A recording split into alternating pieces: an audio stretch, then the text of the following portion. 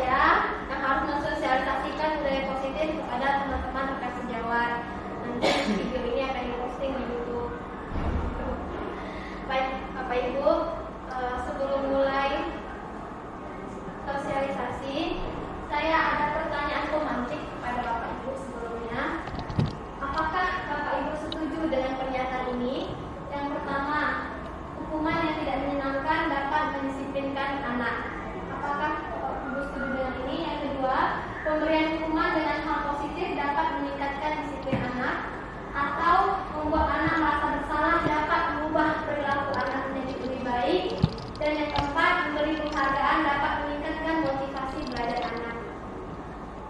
Untuk pertanyaan yang pertama, menurut Bapak Ibu, apakah Bapak Ibu semuanya setuju dengan hukuman yang tidak menyenangkan dapat mendisiplinkan anak?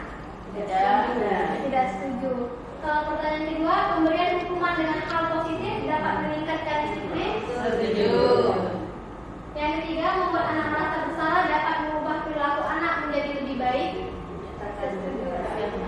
Ada kalau yang tidak setuju boleh tawaran saja Ibu. Tadi. Setuju. Ya. Membuat anak merasa bersalah dapat mengubah perilaku anak menjadi lebih baik. Tergantung anaknya sih. Kalau menurut saya, kalau anaknya itu yang model mungkin dia merasa dapat memperbaiki perilaku dia, mungkin dengan merasa adanya rasa bersalah dia bisa memperbaiki diri. Tapi ada juga anak yang justru kalau kita kasih hukuman yang membuat dia merasa bersalah, tapi cenderung membuat yang lebih kesalahan yang lebih fatal lagi, kan juga ada sifat seperti itu. Jadi kalau menurut saya itu tergantung kepada anak. Jadi kalau memang kita kan kalau ingin memberi hukuman kepada anak atau memberikan suatu punishment kepada anak, kan kita juga melihat karakteristik anaknya ya. Jadi kalau kita lihat memang anaknya itu mungkin dengan kita memberikan atau menunjukkan sesuatu hal yang menimbulkan dia merasa bersalah gitu, apa yang dilakukan itu salah dia sadar, mungkin dia bisa berubah. Tapi kan juga ada beberapa anak yang justru dia kalau kita tunjukkan kesalahan itu dia tidak mau mengakui bahwa itu salah gitu kan, ada yang tidak seperti itu. Jadi kita kembali kepada diri bisa tidak melihat karakteristik anak tersebut. Itu kalau pendapat saya. Berarti menurut Ibu Sarifah tergantung situasi dan kondisinya ya, perlakuan berbeda, hukuman anak secara berbeda. Jadi ada yang bisa dilakukan seperti itu, gunakan ini, ada yang tidak, gitu ya Bu. Kesimpulannya, Bapak Ibu yang lain, silakan Bu Yulika. Kalau menurut saya Bu, membuat anak merasa bersalah dapat mengubah perilaku anak yang lebih baik itu hampir sama seperti yang Bu Syarifah sampaikan. Cuman kalau di sini poin penting di saya sepertinya masing-masing anak kan punya karakteristik yang berbeda nih. Jadi ketika anak yang memang karakternya bisa kita mengubah perilakunya dengan cara kita dia merasa nih sesuatu yang salah nih dengan ada rasa bersalah dirinya, tapi terkadang ada anak yang memang dia ketika dia tahu ini salah dan timbul rasa bersalah berlebihan di diri, takutnya malah jauh di anak. Jadi kalau sudah ada susah pula baginya, nanti malah lebih gampang cenderung ke hafalannya nanti. Ya.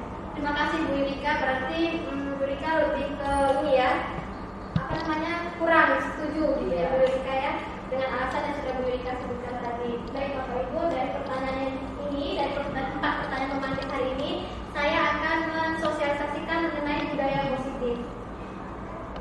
Jadi topik pembahasan kita hari ini yang pertama yaitu disiplin positif dan nilai-nilai kebaikan universal. Yang kedua yaitu dari motivasi hukuman dan penghargaan serta restitusi. Yang ketiga yaitu keyakinan kelas. Yang keempat kebutuhan dasar manusia. Dan yang kelima adalah mengenai restitusi, posisi kontrol dan segitiga restitusi. Ini adalah topik pembahasan kita hari ini mengenai budaya positif.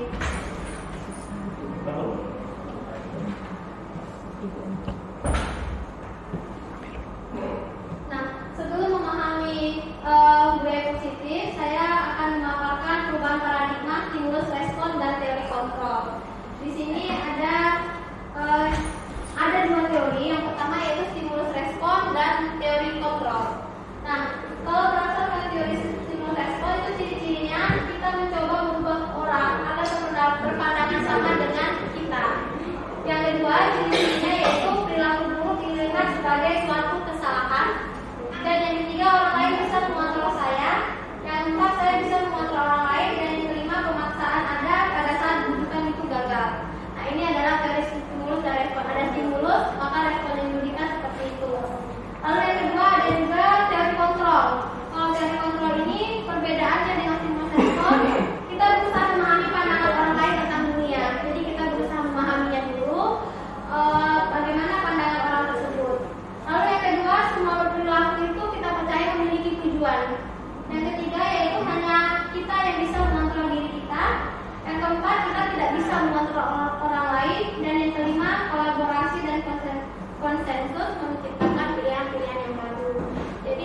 teori di sini. Yang pertama teori stimulus dan respon, yang kedua yaitu teori kontrol.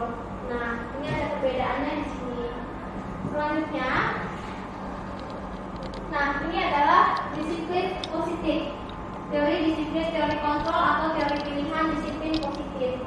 Nah, dari keempat tadi ada ciri-cirinya, yaitu Anda tidak bisa mengontrol orang lain, hanya Anda yang bisa mengontrol diri Anda sendiri. Kalau kita berpegangan pada ini, maka kita belajar kontrol diri dengan cara menggali potensi diri agar tercapai tujuan, yaitu sesuatu menjadi seseorang yang kita inginkan berdasarkan nilai-nilai. Jadi maksudnya di sini Ibu, mohon maaf ya, saya ingin menyampaikan di sini kan, di sini kita tidak bisa mengontrol orang lain. Jadi kita bisa menggali potensi apa yang dia punya, lalu kita bisa menyadarkan dia dari kesalahan yang dia lakukan. Kita bisa menyadarkan dia bahwa dia punya potensi A misalnya, potensinya misalnya ini, tetapi dia melakukan kesalahan B. Jadi dia bisa melalui potensi yang dia miliki, kita bisa mengarahkan dia supaya kesalahan itu tidak terulang lagi. Selanjutnya yaitu semua perilaku itu memiliki tujuan. Kita percaya setiap yang dilakukan oleh kita itu ada tujuannya. Nah, ada tujuannya. Tujuan itu macam-macam. Ada yang takut karena kena hukum, ada yang ingin mendapatkan penghargaan, ada yang ingin mendapatkan imbalan, dan yang lainnya mereka itu melakukan sesuatu karena menghargai dirinya sendiri. Misalnya ini contohnya adalah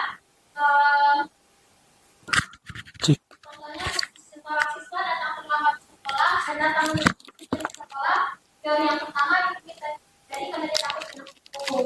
Yang kedua, karena memang dia ingin dapat penghargaan sebagai lambat maksudnya. Bisa jadi dia memang menghargai dirinya sendiri, dia melakukannya untuk dirinya supaya nilai disiplin itu ada pada dirinya. Selanjutnya yaitu model berpikir. Yang berikutnya yaitu model berpikir menengah. Ini posisi kontrol kita sebagai guru. Kasih tanda. Posisi kontrol kita sebagai guru di sini ada 5 posisi kontrol seorang guru, yaitu sebagai penghukum, pembuat rasa bersalah, teman pemantau, dan manajer. Nah, di sini kira-kira kita semuanya ini, kalau yang penghukum ini begini. Penghukum ini misalnya dengan cara membentak atau menjatuhkan mental anak, maka di situ kita sebagai guru sudah mengambil posisi penghukum. Yang kedua, pembuat rasa bersalah. Misalnya, ibu sudah capek nih melihat kamu terus yang terlambat, misalnya seperti itu.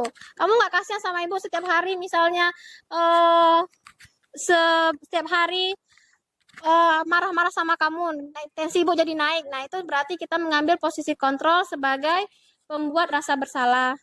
Lalu juga bisa sebagai teman sejawat. Nah, kalau teman sejawat ini ciri-cirinya, misalnya kita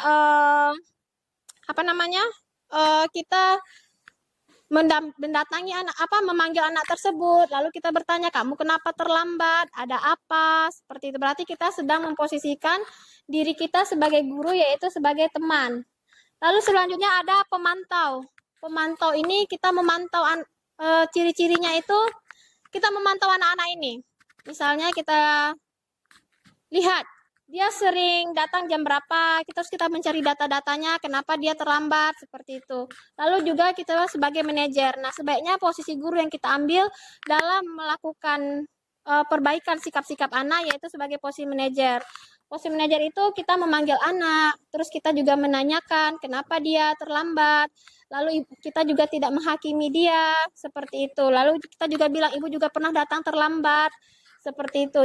Ibu juga pernah datang terlambat, kamu jangan khawatir, bukan kamu saja yang pernah terlambat, tetapi bagaimana kita berikutnya mengatasi masalah kita. Lalu kita mengajak dia berpikir bagaimana caranya supaya dia besoknya tidak datang terlambat lagi, apa aja yang dilakukan, apa permasalahannya. Misalnya kalau bangun pagi, berarti masalahnya bagaimana untuk penyelesaiannya. Kita mengajak mereka berpikir bagaimana dia mengatasi permasalahannya. Maka di sini kita sebagai guru sudah mengambil posisi sebagai manajer.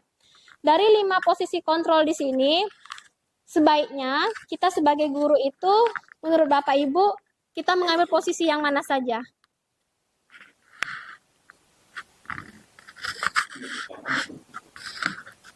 Manajer, ya.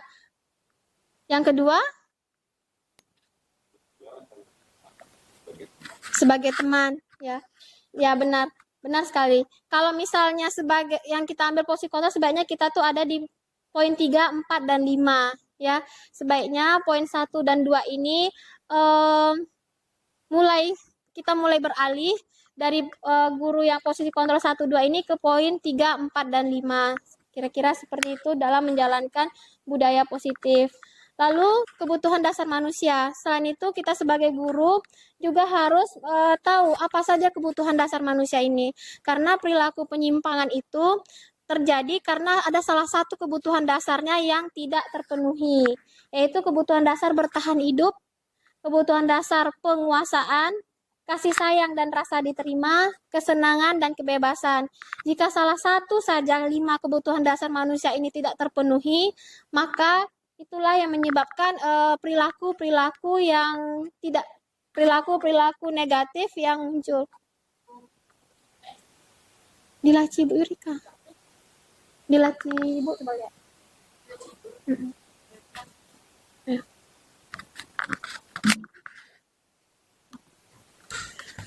Nah, seperti itu. Contoh, jika anak itu saja misalnya dia tidak sama orang tuanya, dia misalnya menghidupi dirinya sendiri, maka di sini ada salah satu kebutuhan dasar yang tidak terpenuhi, yaitu bertahan hidup. Mungkin anak kita tidak masuk ke sekolah karena salah satu kebutuhan dasarnya tidak terpenuhi. Atau misalnya kalau dia misalnya suka mencari perhatian, kenakalan yang minta dia diperhatikan, berarti salah satu kebutuhan dasar yang tidak terpenuhi olehnya adalah kasih sayang dan rasa diterima, seperti itu. Inilah yang menyebabkan murid-murid berperilaku menyimpang karena ada salah satu dari 5 kebutuhan dasarnya yang tidak terpenuhi. Kira-kira seperti itu Bapak Ibu. Jadi disiplin positif ini kita kalau misalnya bisa disimpulkan bahwa kita sebagai guru itu mengambil posisi, kita harus tahu di mana posisi kontrol kita berada. Yang kedua, kita juga harus memahami 5 kebutuhan dasar dari manusia ini. Lalu motivasinya apa dia melakukannya, sehingga kita bisa melaksanakan budaya positif ini. Kira-kira seperti itu.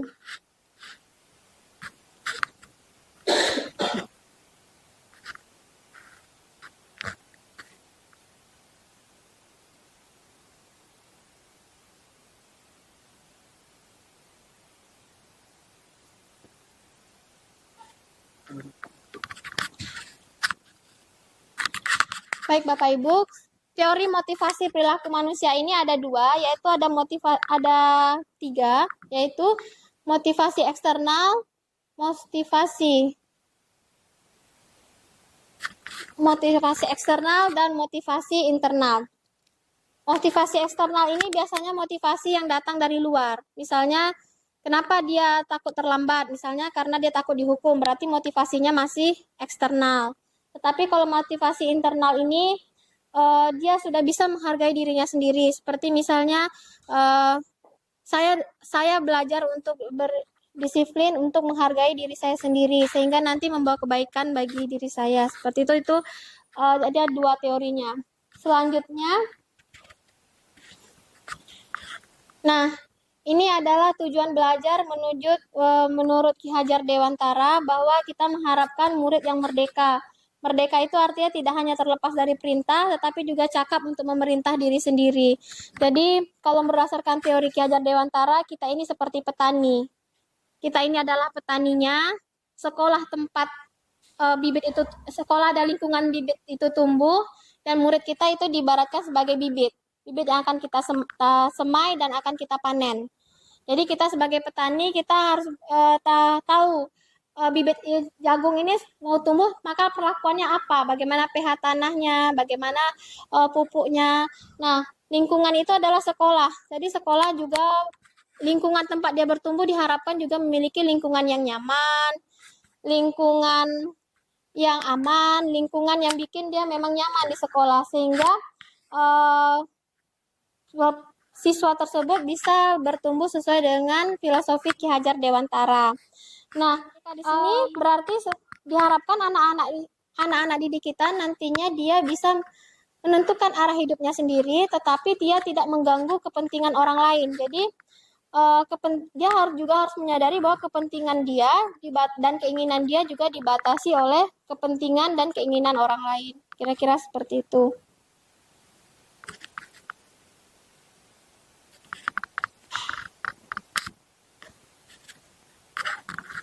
Lalu juga ada teori hukuman dan penghargaan. Nah, ada dua perbedaan antara hukuman dan konsekuensi. Nah, kalau hukuman itu sesuatu yang menyakitkan bagi anak, tetapi kalau konsekuensi itu sesuatu yang konsekuensi yang harus diterima anak akibat perbuatannya, dan itu sudah ada kesepakatan sebelumnya dengan siswa kita. Selanjutnya yaitu hukuman itu dia membuat anak sakit fisik itu fisik maupun hati untuk jangka waktu yang lama. Lalu juga ada paksaan. Lalu juga mendorong anak untuk menyakiti diri sendiri, mungkin seperti yang disampaikan Bu Yurika tadi. Lalu juga konsep diri yang buruk, serta ada marah, rasa bersalah, dipermalukan, dan tidak dihargai. Namun kalau yang diterapkan adalah konsekuensi, itu adalah sesuatu yang harus terjadi, yaitu membuat anak merasa tidak nyaman, tetapi tidak dalam jangka waktu yang panjang, dalam jangka waktu yang pendek. Lalu anak menghargai disiplin, lalu ada stimulus dan tanggapan, serta mendorong anak agar mudah menyesuaikan diri, konsep diri yang baik, dan anak belajar untuk memenuhi peraturan, sehingga anak tidak kehilangan haknya. Kira-kira seperti itu perbedaan antara hukuman dan konsekuensi.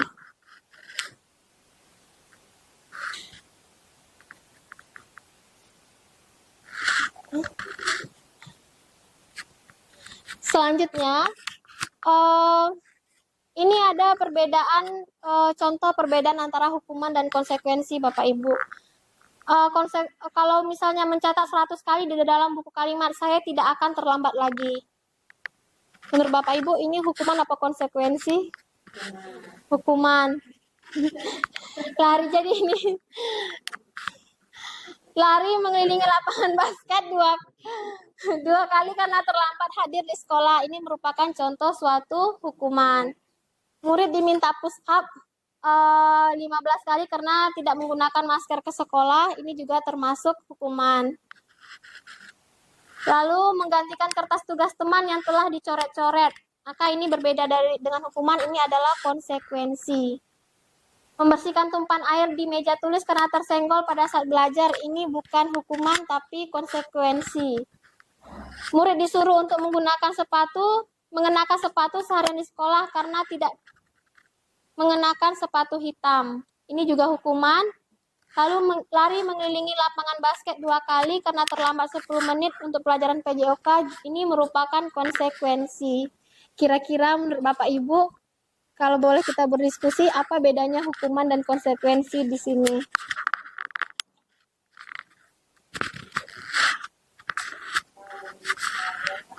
Ya, Bu, silakan Ibu.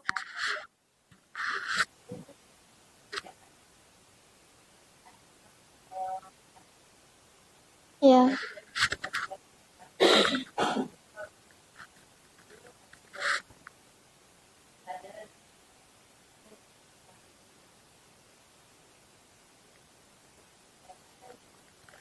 Bersihkan.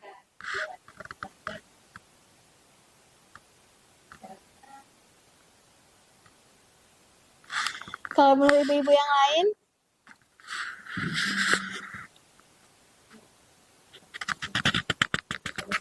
Iya, sama kurang lebih. Jadi konsekuensi di sini ada nilai tanggung jawabnya ya, Bu. Setelah dia melakukan perbuatan itu, maka dia harus bertanggung jawab untuk menyelesaikannya. Kayak misalnya dia sudah merusak kertas temannya, maka konsekuensinya dia harus mengganti. Jadi anak di sini ada nilai tanggung jawabnya. Terus juga walaupun dia merasa tersakiti karena misalnya kita marah sama dia, tetapi jangka waktunya pendek dan dia memahami bahwa dia memang salah seperti itu. Tapi kalau hukuman dia apa namanya? Ya, tidak ada relevansinya ya Bu dengan dalam pembelajaran. Lebih ke fisik ya Bu ya. Terima kasih Bu. Selanjutnya, nah,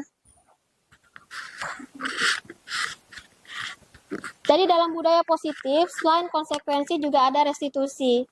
Jadi untuk identitas gagal ini maksudnya di sini adalah hukuman. Jadi ini kayak kata Ibu tadi tidak ada hubungannya dengan pembelajaran.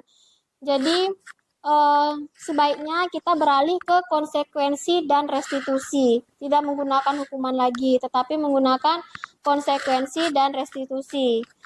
Nah, kalau misalnya hukuman itu dia sesuatu yang menyakitkan itu harus terjadi. Kalau konsekuensi itu dia terjadi tapi tidak terlalu menyakitkan bagi anak. Dan kalaupun menyakitkan dia jangkanya pendek, nggak panjang.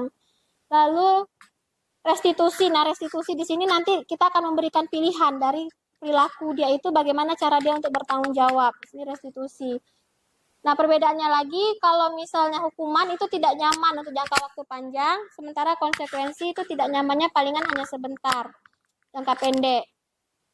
Lalu kalau hukuman di sini korban mendapatkan keadilan. Misalnya dia bertengkar, yang satu dihukum, yang satu dimaafkan, maka korban akan mendapatkan keadilan. Tetapi di konsekuensi korban bisa diabaikan. Kita bisa melihat dari dua sudut yang berkelahi, kita bisa melihat dari dua sudut sisi yang berkelahi. Nah, di sini kalau misalnya hukuman, anak akan tersakiti. Kalau konsekuensi, anak akan dibuat tidak nyaman. Bedanya sih tipis ya Bu, tersakiti dengan tidak nyaman. Tapi beda ya Bu. Dalam. Tidak habis kena marah, kena tegur gitu ya Bu. Ya benar sekali Bu. Lalu perilaku pasif agresif meningkat karena sering dihukum. Kadang-kadang anak-anak juga kalau udah terlalu sering dihukum, dia akan menjadi agresifnya meningkat. Misalnya nanti kena marah juga pun, nanti ini jadi sudah termindset karena sering kena marah. Tetapi kalau misalnya dia konsekuensi, di sini dia penguatannya hanya bertahan dalam jangka waktu pendek. Jadi itu selama kita sering menyadarkan dia akan sadar. Tapi kalau kita udah lupa, nanti dia lupa lagi. Nah, ini di konsekuensi. Tetapi kalau di restitusi nanti setelahnya kita akan bahas masalah restitusi, kita bisa membuat anak itu manajemen dirinya sendiri. Nah, sehingga masalah terpecahkan.